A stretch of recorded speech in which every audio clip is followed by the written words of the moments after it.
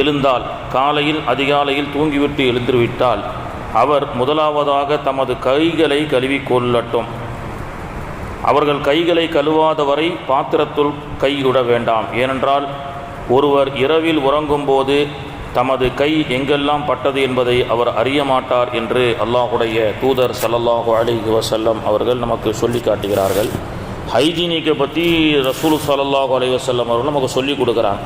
அதிகாலையில் எழுந்திரிச்ச உடனே முதல் சுன்னத் என்பது கைகளை கழுவிவிட்டுத்தான் வாய்களை கொப்பளிக்க வேண்டும்.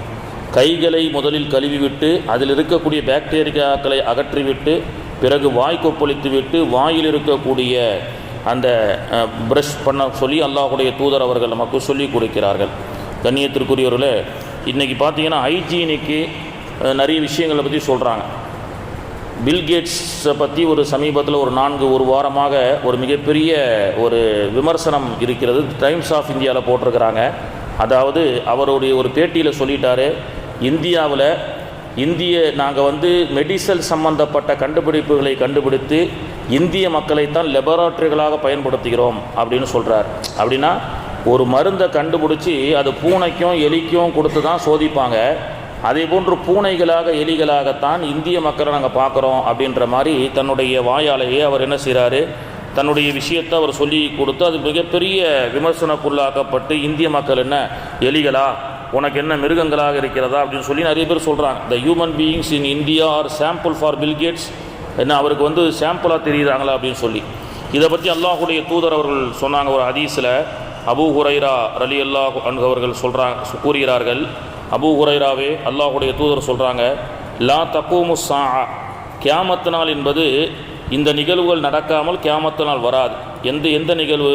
ஹத்தா எக்ஸருல் ஹர்ஜ் என்ற ஒரு சம்பவம் நடக்கும். அது நடக்காமல் உலகம் அழியாதுன்னாங்க. அப்போ அல்லாஹுடைய தூதரே, ஒமல் ஹரஜ் யா ரசூலல்லாஹ், ஹரஜ்னா என்ன அப்படின்னு கேட்குறாங்க. சஹாப் அபூ ஹுரைரா ரலியல்லாஹு கேட்குறாங்க, ஒமல் ஹரஜ் யா ரசூலல்லாஹ், ஹரஜ்னு சொல்கிறீங்களா அப்படின்னா என்ன? அப்போ அல்லாஹுடைய தூதர் சொன்னாங்க, கால அல் கத்தல், அது என்பது ஒரு விதமான கொலை, அது ஒரு கொலை அப்படின்னு சொன்னாங்க. இந்த ஹர்ஜ் அப்படின்றதுக்கு உண்டான விஷயம் என்னென்னா, இந்த பில்கேட்ஸ் சொல்லியிருக்கிறார்ல, இந்திய மக்களை ஒரு மருந்தை நாங்கள் பயன்படுத்தி அதை மக்களுக்கு கொடுத்து நாங்கள் என்ன செய்கிறோம், டெஸ்ட் பண்ணுறோம். அதில் ஆதிவாசிகள் 6 பேருக்கு கொடுத்து அந்த 6 பேர்கள் இறந்ததாக கூட ஒரு தகவல் இருக்குது. எல்லா மீடியாக்களும் இது சொல்லலை. இது ஒரு பெரிய உலகாதார மெடிக்கல் மாஃபியா அப்படின்றதுக்காக. அப்போ அல்லாஹுடைய தூதர் அவர்கள் சொன்னாங்க, இது போன்று தான் வல்லதி நஃப்சி பியதி, அந்த ஹர்ஜிக்கு இன்னொரு இடத்துல ரசூல்லா விளக்கம் கொடுக்குறாங்க. வல்லதி நஃப்சி பியதி, என்னுடைய உயிர் எவன் கைவசம் இருக்கின்றதோ அந்த அல்லாவின் மீது சத்தியமாக, லா ததஹபத் துன்யா, இந்த உலகம் என்பது அழிந்து விடாது, ஹத்தா எதுவரை என்று சொன்னால், யத்தி அலன்னாசி, கியாமத்துக்கு சமீபமாக ஒரு சில கூட்டம் வரும், யௌமுல்லா எதிரில் காத்திலி ஃபீமல் கத்தல, எல்லா மக்களும் மௌத்தாகிட்டே இருப்பாங்க, பெரும்பாலும் கொலையாகவே இருக்கும். என்ன? ஆனால் ஃபீஹிம் கத்தல வலல் மக்குத்தூலு ஃபீஹிம் குத்தில, அவர்கள் நாம் கொலை செய்து தான் இறந்தோம் என்று இறந்தவருக்கும் தெரியாது, அடக்கம் செய்யப்படுகின்றவர்களுக்கும் தெரியாது.